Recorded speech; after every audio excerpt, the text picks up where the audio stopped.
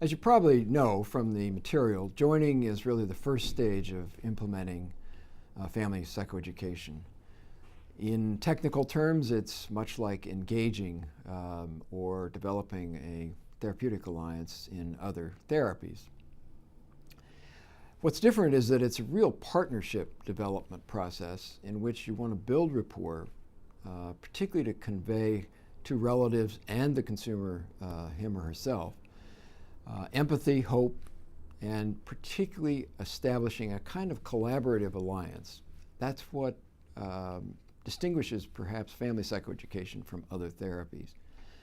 It's really a working relationship in which the object of treatment is not any person, but the illness itself. Often, joining occurs soon after a crisis, for instance, a hospitalization, or when a probable diagnosis is made.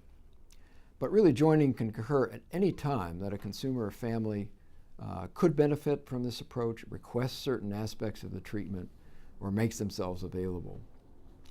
Other common reasons that people engage into the practice, including ongoing family conflict, consumers particularly being stalled in a particular stage of recovery, and families desiring more involvement in the treatment. I think the other time that you'd really want to look at the possibility of family psychoeducation is when people are having repeated hospitalizations in spite of medication compliance. So, what is joining? First of all, gathering information is part of the joining process.